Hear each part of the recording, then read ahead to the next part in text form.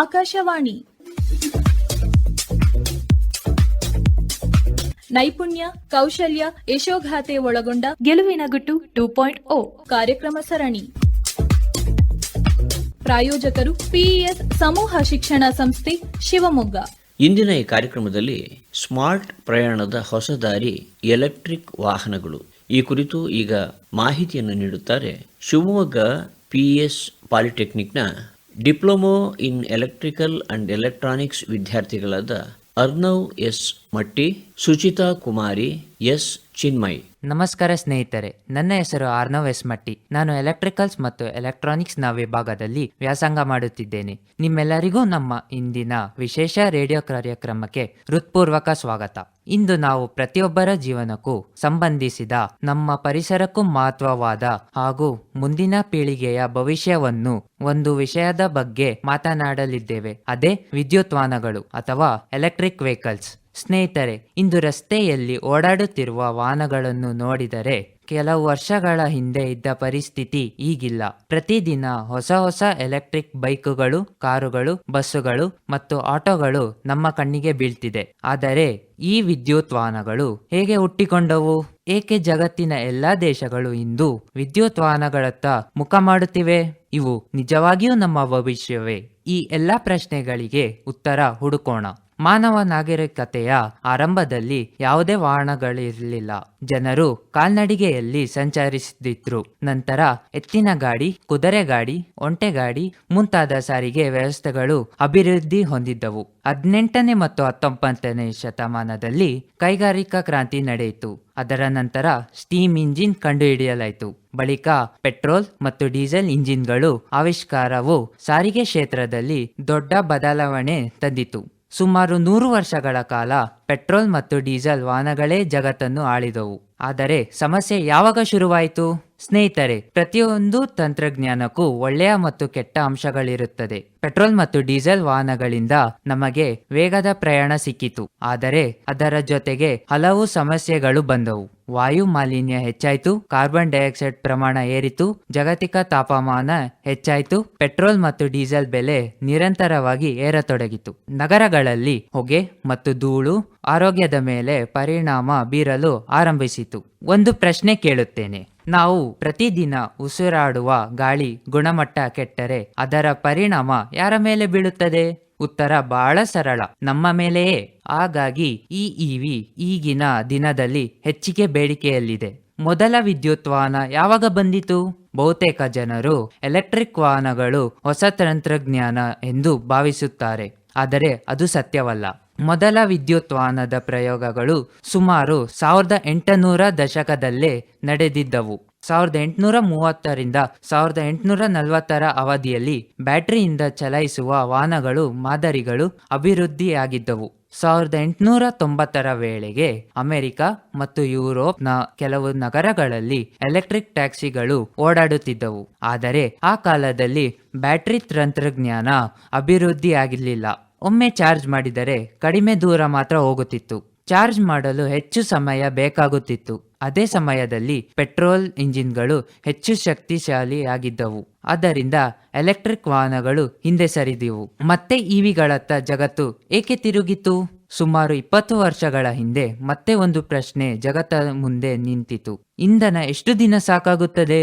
ಭೂಮಿಯಲ್ಲಿರುವ ಪೆಟ್ರೋಲ್ ಮತ್ತು ಡೀಸೆಲ್ ಒಂದು ದಿನ ಖಾಲಿಯಾಗುತ್ತವೆ. ಇದರ ಜೊತೆಗೆ ಮಾಲಿನ್ಯ ಹೆಚ್ಚಾಗುತ್ತದೆ. ಇದರಿಂದ ವಿಜ್ಞಾನಿಗಳು ಮತ್ತು ಸರ್ಕಾರಗಳು ಹೊಸ ಪರಿಹಾರ ಹುಡುಕಲು ಆರಂಭಿಸಿದರು. ಆಗ ಮತ್ತೆ ವಿದ್ಯುತ್ ವಾಹನಗಳತ್ತ ಗಮನ ಹರಿಯಿತು. ಇಂದು ಬ್ಯಾಟರಿ ತಂತ್ರಜ್ಞಾನ ಬಹಳ ಅಭಿವೃದ್ಧಿಯಾಗಿದೆ. ಒಮ್ಮೆ ಚಾರ್ಜ್ ಮಾಡಿದರೆ ಅನೇಕ ವಾಹನಗಳು 300ರಿಂದ 600 ಕಿಲೋಮೀಟರ್ ವರೆಗೆ ಸಂಚರಿಸುತ್ತದೆ. ಸ್ನೇಹಿತರೆ, ಭಾರತವು ಈಗ ವಿದ್ಯುತ್ ವಾಹನಗಳ ಕ್ಷೇತ್ರದಲ್ಲಿ ವೇಗವಾಗಿ ಬೆಳೆಯುತ್ತಿದೆ. ಕೆಲ ವರ್ಷಗಳ ಹಿಂದೆ ಎಲೆಕ್ಟ್ರಿಕ್ ವಾಹನಗಳು ಅಪರೂಪವಾಗಿದ್ದವು. ಆದರೆ ಇಂದು ಪ್ರತಿಯೊಂದು ನಗರದಲ್ಲೂ ಎಲೆಕ್ಟ್ರಿಕ್ ಸ್ಕೂಟರ್, ಕಾರು, ಬಸ್ಸು ಮತ್ತು ಆಟೋಗಳು ಕಾಣಬಹುದು. ವಿಶೇಷವಾಗಿ ಬೆಂಗಳೂರು, ದೆಹಲಿ, ಪುಣೆ ಮುಂತಾದ ನಗರಗಳಲ್ಲಿ ಇವಿಗಳ ಬಳಕೆ ಹೆಚ್ಚುತ್ತಿದೆ. ಭಾರತೀಯ ಕಂಪನಿಗಳಾದ ಟಾಟಾ ಮೋಟಾರ್ಸ್, ಮಹೇಂದ್ರ, ರಿವರ್ ಇಂಡಿ, ಏತರ್ ಎನರ್ಜಿ ಮುಂತಾದ ಸಂಸ್ಥೆಗಳು ಈ ಕ್ಷೇತ್ರದಲ್ಲಿ ಪ್ರಮುಖ ಪಾತ್ರ ವಹಿಸುತ್ತಿವೆ. ಸ್ನೇಹಿತರೆ, ಒಂದು ಸಾಮಾನ್ಯ ಪೆಟ್ರೋಲ್ ಕಾರು ವರ್ಷಕ್ಕೆ 1000 ಕಿಲೋಗ್ರಾಂ ಕಾರ್ಬನ್ ಡೈಆಕ್ಸೈಡ್ ಅನ್ನು ವಾತಾವರಣಕ್ಕೆ ಬಿಡುಗಡೆ ಮಾಡುತ್ತದೆ. ಇದರಿಂದ ಹವಾಮಾನ ಬದಲಾವಣೆ ವೇಗವಾಗುತ್ತದೆ. ಆದರೆ ಎಲೆಕ್ಟ್ರಿಕ್ ವಾಹನಗಳು ಓಡುವಾಗ ಹೊಗೆ ಹೊರಬಿಡುವುದಿಲ್ಲ. ಇದರಿಂದ ನಗರಗಳಲ್ಲಿ ವಾಯು ಮಾಲಿನ್ಯ ಕಡಿಮೆಯಾಗಲು ಸಹಾಯವಾಗುತ್ತದೆ. ಗಾಳಿ ಸ್ವಚ್ಛವಾಗಿದ್ದರೆ ಆರೋಗ್ಯವೂ ಉತ್ತಮವಾಗಿರುತ್ತದೆ. ಒಂದು ಕುತೂಹಲಕಾರಿ ಪ್ರಶ್ನೆ: ನಿಮಗೆ ಇಂದು ಹೊಸ ವಾಹನ ಖರೀದಿಸುವ ಅವಕಾಶ ಸಿಕ್ಕರೆ ನೀವು ಪೆಟ್ರೋಲ್ ವಾಹನಗಳನ್ನು ಆಯ್ಕೆ ಮಾಡ್ತೀರಾ ಅಥವಾ ಎಲೆಕ್ಟ್ರಿಕ್ ವಾಹನಗಳನ್ನು ಯಾಕೆ ಆಯ್ಕೆ ಮಾಡ್ತೀರಿ? ಒಮ್ಮೆ ಯೋಚಿಸಿ. ಯಾಕೆ ಎಂದರೆ ಮುಂದಿನ 10 ವರ್ಷಗಳಲ್ಲಿ ನಾವು ಮಾಡುವ ಈ ಆಯ್ಕೆಯೇ ಪರಿಸರದ ಭವಿಷ್ಯವನ್ನು ನಿರ್ಧರಿಸಬಹುದು. ಇಲ್ಲಿಯವರೆಗೆ ನಾವು ವಿದ್ಯುತ್ ವಾಹನಗಳು ಇತಿಹಾಸ ಮತ್ತು ಅವುಗಳ ಅಗತ್ಯವನ್ನು ತಿಳಿದುಕೊಂಡೆವು. ಸ್ನೇಹಿತರೆ, ವಿದ್ಯುತ್ ವಾಹನಗಳು ಹೇಗೆ ಕಾರ್ಯನಿರ್ವಹಿಸುತ್ತವೆ ಹಾಗೂ ಪೆಟ್ರೋಲ್ ಮತ್ತು ಡೀಸೆಲ್ ವಾಹನಗಳಿಗಿಂತ ಯಾವ ರೀತಿಯಲ್ಲಿ ಉತ್ತಮ ಎಂಬುದನ್ನು ನನ್ನ ಸ್ನೇಹಿತೆಯಾದ ಸುಚಿತ್ರಾ ಕುಮಾರಿ ವಿವರಿಸುತ್ತಾರೆ. ಸ್ನೇಹಿತರೆ, ವಿದ್ಯುತ್ ವಾಹನ ಹೇಗೆ ಕೆಲಸ ಮಾಡುತ್ತೆ ಎಂದು ತಿಳಿದುಕೊಳ್ಳೋಣ. ಪೆಟ್ರೋಲ್ ಅಥವಾ ಡೀಸೆಲ್ ವಾಹನದಲ್ಲಿ ಇಂಜಿನ್ ಇರುತ್ತೆ, ಆದ್ರೆ ವಿದ್ಯುತ್ ವಾಹನದಲ್ಲಿ ಇಂಜಿನ್ ಇರಲ್ಲ. ಇದರಲ್ಲಿ ಮುಖ್ಯವಾಗಿ 4 ಭಾಗ ಇವೆ: battery, electric motor, controller, charging ವ್ಯವಸ್ಥೆ. ನಾವು ಮೊಬೈಲ್ ಫೋನ್ಗೆ ಚಾರ್ಜ್ ಮಾಡುವಂತೆ ವಾಹನದ ಬ್ಯಾಟರಿಯನ್ನು ಚಾರ್ಜ್ ಮಾಡುತ್ತೇವೆ. ಬ್ಯಾಟರಿಯಲ್ಲಿ ಸಂಗ್ರಹವಾಗಿರುವ ವಿದ್ಯುತ್ ಶಕ್ತಿಯನ್ನು ಮೋಟಾರ್ ಬಳಸಿಕೊಂಡು ಚಕ್ರಗಳನ್ನು ತಿರುಗಿಸುತ್ತದೆ. ಆದ್ದರಿಂದ ಎಲೆಕ್ಟ್ರಿಕ್ ವಾಹನಗಳು ಹೆಚ್ಚು ಶಬ್ದ ಮಾಡಲ್ಲ. ಈಗ ಒಂದು ಸರಳ ಉದಾಹರಣೆ ನೋಡೋಣ. ಒಂದು ಪೆಟ್ರೋಲ್ ಕಾರು ಸರಾಸರಿ 15 ಕಿಲೋಮೀಟರ್ ಮೈಲೇಜ್ ನೀಡುತ್ತೆ ಅಂದ್ಕೊಳ್ಳಿ. 1 ಲೀಟರ್ ಪೆಟ್ರೋಲ್ ಬೆಲೆ 100 ರೂಪಾಯಿ. ಆದರೆ 1000 ರೂಪಾಯಿಗೆ ಸುಮಾರು 10 ಲೀಟರ್ ಪೆಟ್ರೋಲ್ ಸಿಗುತ್ತೆ. ಅಂದರೆ ಸುಮಾರು 150 ಕಿಲೋಮೀಟರ್ ಮಾತ್ರ ಪ್ರಯಾಣ ಮಾಡಬಹುದು. ಹಾಗೆ ಎಲೆಕ್ಟ್ರಿಕ್ ಕಾರಿನ ಬಗ್ಗೆ ಹೇಳುವುದಾದ್ರೆ 1000 ರೂಪಾಯಿ ಮೌಲ್ಯದ ವಿದ್ಯುತ್ನಿಂದ ಅನೇಕ ಮಾದರಿಗಳಲ್ಲಿ ಸುಮಾರು 800ರಿಂದ 1200 ಕಿಲೋಮೀಟರ್ ವರೆಗೆ ನಾವು ಪ್ರಯಾಣಿಸಬಹುದು. ಅಂದರೆ ಓಡಿಸುವ ವೆಚ್ಚದಲ್ಲಿ ಎಲೆಕ್ಟ್ರಿಕ್ ವಾಹನಗಳು ಬಹಳಷ್ಟು ಉಳಿತಾಯವನ್ನು ನೀಡುತ್ತೆ. ಹಾಗಾದರೆ 1 ವರ್ಷದಲ್ಲಿ ಎಷ್ಟು ಉಳಿತಾಯ? ಒಬ್ಬ ವ್ಯಕ್ತಿ ಪ್ರತಿದಿನ ಸುಮಾರು 40 ಕಿಲೋಮೀಟರ್ ವಾಹನ ಓಡಿಸುತ್ತಾರೆ ಎಂದುಕೊಳ್ಳೋಣ. 1 ವರ್ಷಕ್ಕೆ ಸುಮಾರು 14,600 ಕಿಲೋಮೀಟರ್. ಪೆಟ್ರೋಲ್ ವಾಹನಕ್ಕೆ ವರ್ಷಕ್ಕೆ ಇಂಧನ ವೆಚ್ಚ ಸುಮಾರು 90,000ದಿಂದ 1,20,000 ಆಗ್ಬೋದು. ಆದರೆ ಅದೇ ದೂರವನ್ನು ಎಲೆಕ್ಟ್ರಿಕ್ ವಾಹನದಲ್ಲಿ ಸಂಚರಿಸಿದರೆ ವಿದ್ಯುತ್ ವೆಚ್ಚವನ್ನು ಸುಮಾರು 20,000ದಿಂದ 35,000 ಆಗ್ಬೋದು. ಅಂದರೆ ವರ್ಷಕ್ಕೆ ಸುಮಾರು 60,000ದಿಂದ 90,000ದವರೆಗೆ ಉಳಿತಾಯ ಮಾಡಬಹುದು. ಹಾಗೆಯೇ ಸರ್ವಿಸ್ ವೆಚ್ಚದ ಬಗ್ಗೆ ಹೇಳೋದಾದ್ರೆ ಪೆಟ್ರೋಲ್ ವಾಹನದಲ್ಲಿ ಎಂಜಿನ್ ಆಯಿಲ್ ಬದಲಾವಣೆ, oil filter, air filter, clutch ಇತ್ಯಾದಿ ಅನೇಕ ಕೆಲಸಗಳಿರುತ್ತೆ. ಆದರೆ ಎಲೆಕ್ಟ್ರಿಕ್ ವಾಹನಗಳಲ್ಲಿ ಇವುಗಳಲ್ಲಿ ಬಹುತೇಕ ಇರಲ್ಲ. ಆದ್ದರಿಂದ ನಿರ್ವಹಣಾ ವೆಚ್ಚ ಸಾಮಾನ್ಯವಾಗಿ 30ರಿಂದ 50% ಕಡಿಮೆ ಆಗ್ಬೋದು. ಸ್ನೇಹಿತರೆ, ಇಂದಿನ ಹಲವರ ಪ್ರಶ್ನೆ: ಬ್ಯಾಟರಿ ಎಷ್ಟು ವರ್ಷಗಳ ಕಾಲ ಬಳಕೆ ಬರ್ಬೋದು? ಇಂದಿನ ಲಿಥಿಯಂ ಅಯಾನ್ ಬ್ಯಾಟರಿಗಳು ಸಾಮಾನ್ಯವಾಗಿ 8ರಿಂದ 15 ವರ್ಷಗಳವರೆಗೆ ಉತ್ತಮ ಕಾರ್ಯಕ್ಷಮತೆಯನ್ನು ನೀಡುತ್ತೆ. ಬಹುತೇಕ ಕಂಪನಿಗಳು 8 ವರ್ಷ ಅಥವಾ ಸುಮಾರು 1,60,000 ಕಿಲೋಮೀಟರ್ ವರೆಗೆ ಬ್ಯಾಟರಿ ವ್ಯಾರಂಟಿ ನೀಡುತ್ತೆ. ಸ್ನೇಹಿತರೆ, ಎಲ್ಲರಿಗೂ ಕಾಡುವ ಪ್ರಶ್ನೆ ಎಂದರೆ ಎಲೆಕ್ಟ್ರಿಕ್ ವಾಹನದಲ್ಲಿ ಬೆಂಕಿ ಅವಘಡವಾಗಬಹುದಾ? ಹೌದು, ಆದರೆ ಅದು ತುಂಬಾ ಅಪರೂಪ. ಬೆಂಕಿ ಕಾಣಿಸಿಕೊಳ್ಳಲು ಕೆಲವು ಕಾರಣಗಳಿವೆ. ಬ್ಯಾಟರಿ ಹಾನಿಯಾಗಿರುವುದು, ಗುಣಮಟ್ಟವಿಲ್ಲದ ಚಾರ್ಜರ್ ಬಳಕೆ, ತಪ್ಪಾದ ವೈರಿಂಗ್, ಅಪಘಾತದಿಂದ ಬ್ಯಾಟರಿಗೆ ಹಾನಿಯಾಗುವುದು. ಸ್ನೇಹಿತರೆ, ಹಾಗಾದರೆ ಕಂಪನಿಗಳು ಯಾವ ಸುರಕ್ಷತಾ ಕ್ರಮಗಳನ್ನು ಅನುಸರಿಸುತ್ತಿದ್ದಾರೆ ಎಂದು ತಿಳ್ಕೊಳ್ಳೋಣ. ಇಂದು ಹೆಚ್ಚಿನ ಕಂಪನಿಗಳು ಬ್ಯಾಟರಿಯಲ್ಲಿ ಬ್ಯಾಟರಿ ಮ್ಯಾನೇಜ್ಮೆಂಟ್ ಸಿಸ್ಟಮ್ BMS ಅಳವಡಿಸುತ್ತಿವೆ. ಈ ವ್ಯವಸ್ಥೆ ಬ್ಯಾಟರಿಯ ಉಷ್ಣಾಂಶವನ್ನು ಗಮನಿಸುತ್ತದೆ, ಹೆಚ್ಚು ಚಾರ್ಜ್ ಆಗದಂತೆ ತಡೆಯುತ್ತದೆ, ಶಾರ್ಟ್ ಸರ್ಕ್ಯೂಟ್ ಆಗದಂತೆ ರಕ್ಷಿಸುತ್ತದೆ, ಯಾವುದೇ ತೊಂದರೆ ಕಂಡುಬಂದರೆ ವಾಹನವನ್ನು ಸುರಕ್ಷಿತವಾಗಿ ಸ್ಥಗಿತಗೊಳಿಸುತ್ತದೆ. ಆದ್ದರಿಂದ ಹೊಸ ತಲೆಮಾರಿನ EVಗಳು ಹಿಂದಿಗಿಂತ ಹೆಚ್ಚು ಸುರಕ್ಷಿತವಾಗಿವೆ. ಹಾಗೂ ಭಾರತ ಸರ್ಕಾರ ಎಲೆಕ್ಟ್ರಿಕ್ ವಾಹನಗಳ ಬಳಕೆಯನ್ನು ಉತ್ತೇಜಿಸಲು ಹಲವು ಕ್ರಮಗಳನ್ನು ಕೈಗೊಂಡಿದೆ. ಸಾರ್ವಜನಿಕ ಚಾರ್ಜಿಂಗ್ ಸ್ಟೇಷನ್ಗಳ ನಿರ್ಮಾಣ, ಬ್ಯಾಟರಿ ಉತ್ಪಾದನೆಗೆ ಪ್ರೋತ್ಸಾಹ, ದೇಶೀಯ ಉತ್ಪಾದನೆಗೆ ಬೆಂಬಲ, ಕೆಲವು ರಾಜ್ಯಗಳಲ್ಲಿ ರಸ್ತೆ ತೆರಿಗೆ ಮತ್ತು ನೋಂದಣಿ ಶುಲ್ಕದಲ್ಲಿ ರಿಯಾಯಿತಿ. ಈ ಕಾರ್ಯಕ್ರಮಗಳಿಂದ ಜನರು ಎಲೆಕ್ಟ್ರಿಕ್ ವಾಹನಗಳನ್ನು ಹೆಚ್ಚು ಖರೀದಿಸಲು ಪ್ರೇರೇಪಿತರಾಗುತ್ತಿದ್ದಾರೆ. ಒಂದು ಪ್ರಶ್ನೆ ಸ್ನೇಹಿತರೆ, ಒಂದು ವಾಹನ ಖರೀದಿಸುವಾಗ ನಾವು ಮೊದಲಿಗೆ ಏನನ್ನು ಯೋಚಿಸುತ್ತೇವೆ? ಬೆಲೆ ಅಥವಾ ದೀರ್ಘಕಾಲದ ಉಳಿತಾಯ?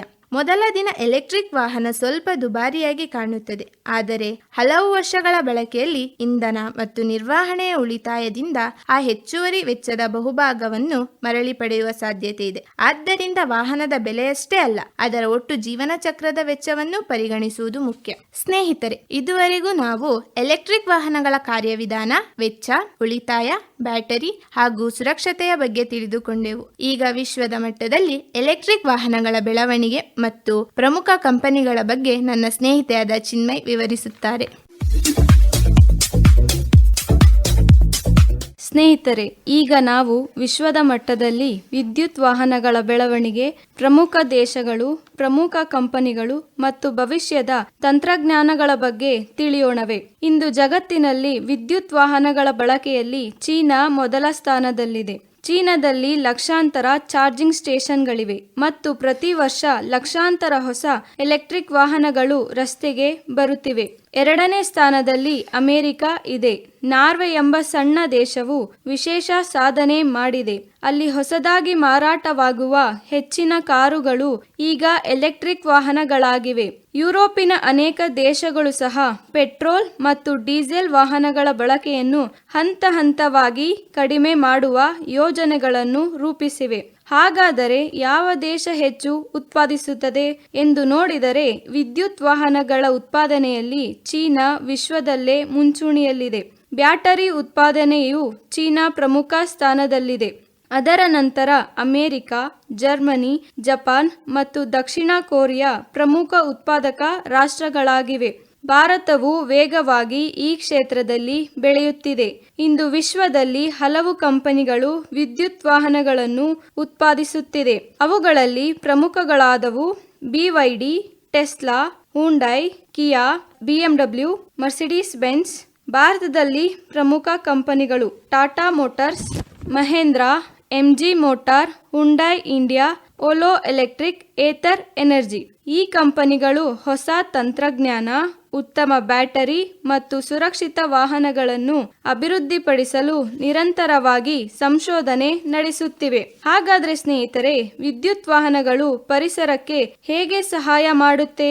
ಒಂದು ಪೆಟ್ರೋಲ್ ಅಥವಾ ಡೀಸೆಲ್ ವಾಹನ ತನ್ನ ಜೀವನ ಕಾಲದಲ್ಲಿ ಹೆಚ್ಚಿನ ಪ್ರಮಾಣದ ಕಾರ್ಬನ್ ಡೈಆಕ್ಸೈಡ್ ಮತ್ತು ಇತರ ಹಾನಿಕಾರಕ ಅನಿಲಗಳನ್ನು ಹೊರಗೆ ಬಿಡುವುದು. ಆದರೆ ವಿದ್ಯುತ್ ವಾಹನಗಳು ಓಡುವಾಗ ಹೊಗೆ ಬಿಡುವುದಿಲ್ಲ. ಹೆಚ್ಚು ಜನರು ವಿದ್ಯುತ್ ವಾಹನಗಳನ್ನು ಬಳಸಿದ್ದಾರೆ. ನಗರಗಳಲ್ಲಿ ವಾಯು ಮಾಲಿನ್ಯ ಕಡಿಮೆಯಾಗುತ್ತೆ, ಶಬ್ದ ಮಾಲಿನ್ಯ ಕಡಿಮೆಯಾಗುತ್ತೆ, ಜೈವಿಕ ಇಂಧನ ಬಳಕೆ ಕಡಿಮೆಯಾಗುತ್ತೆ, ಪರಿಸರ ಸ್ನೇಹಿ ಸಾರಿಗೆ ವ್ಯವಸ್ಥೆ ಅಭಿವೃದ್ಧಿಯಾಗುತ್ತೆ. ಆದರೆ ಸ್ನೇಹಿತರೆ, ಇಲ್ಲಿ ಒಂದು ಮುಖ್ಯ ವಿಷಯವಿದೆ. ಅದೇನೆಂದರೆ ವಿದ್ಯುತ್ ಉತ್ಪಾದನೆಯು ಸೌರಶಕ್ತಿ, ಗಾಳಿ ಶಕ್ತಿ ಮತ್ತು ಜಲವಿದ್ಯುತ್ನಂತಹ ಮೂಲಗಳಿಂದ ಆಗಿರುವುದರಿಂದ ಪರಿಸರಕ್ಕೆ ಇನ್ನಷ್ಟು ಲಾಭವಾಗುತ್ತದೆ.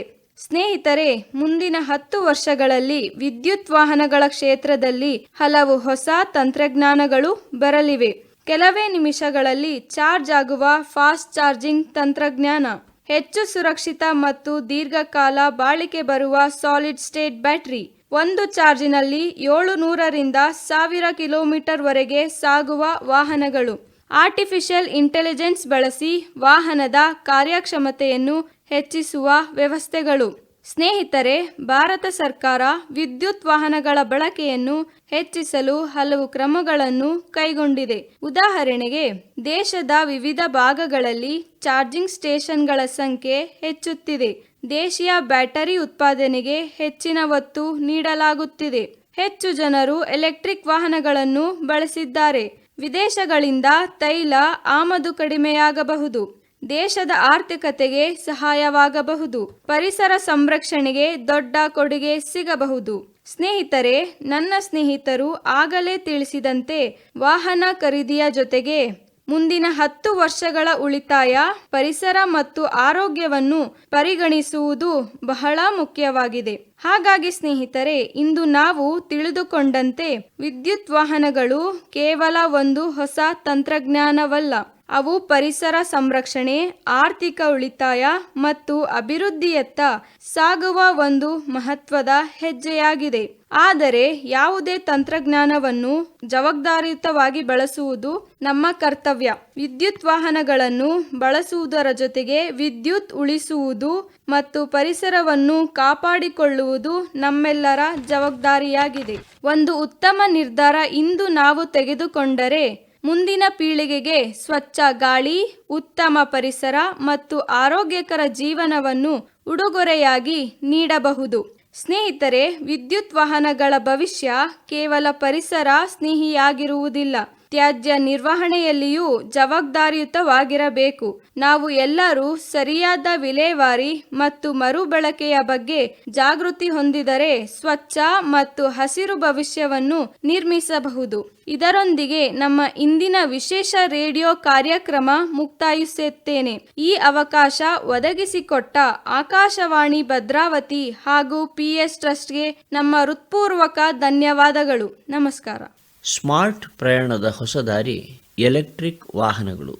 ಈ ಕುರಿತು ಇದುವರೆಗೂ ಮಾಹಿತಿಯನ್ನು ನೀಡಿದವರು ಶಿವಮೊಗ್ಗದ PS ಪಾಲಿಟೆಕ್ನಿಕ್ನ diploma in electrical and electronics ವಿಭಾಗದ ವಿದ್ಯಾರ್ಥಿಗಳಾದ ಅರ್ನವ್ ಎಸ್ ಮಟ್ಟಿ, ಸುಚಿತಾ ಕುಮಾರಿ, ಎಸ್ ಚಿನ್ಮಯ್. ಶಿವಮೊಗ್ಗದ PS ಕಾಲೇಜಿನಲ್ಲಿ ಕಾಲೇಜು ದಾಖಲಾತಿಗಳು ನಡೆಯುತ್ತಿವೆ. PS ಕಾಲೇಜಿನಲ್ಲಿ BBA, BCom, BSc, BCA, BBA tourism and travels, BBA hospitality and event management ಹಾಗೂ MCom ಕೋರ್ಸ್ಗಳ ದಾಖಲಾತಿಗಾಗಿ ಸಂಪರ್ಕಿಸಿ 8140553084 ಅಥವಾ ಸಾಗರ ರಸ್ತೆಯಲ್ಲಿರುವ PS ನ ಆಹ್ಲಾದಕರ ಕ್ಯಾಂಪಸ್ಗೆ ಖುದ್ದಾಗಿ ಭೇಟಿ ನೀಡಬಹುದು. ಇದುವರೆಗೆ ನೈಪುಣ್ಯ, ಕೌಶಲ್ಯ, ಯಶೋಗಾಥೆ ಒಳಗೊಂಡ ಗೆಲುವಿನ ಗುಟ್ಟು 2.0 ಕಾರ್ಯಕ್ರಮ ಸರಣಿ ಪ್ರಸಾರವಾಯಿತು. ನಿರ್ವಹಣೆ SR ಭಟ್, ಸಹಕಾರ ಸವಿತಾ, ಪ್ರಾಯೋಜಕರು PES ಸಮೂಹ ಶಿಕ್ಷಣ ಸಂಸ್ಥೆ ಶಿವಮೊಗ್ಗ. ಕಾರ್ಯಕ್ರಮ ಆಕಾಶವಾಣಿ ಭದ್ರಾವತಿ ಕೇಂದ್ರದಿಂದ ಮೂಡಿಬಂತು.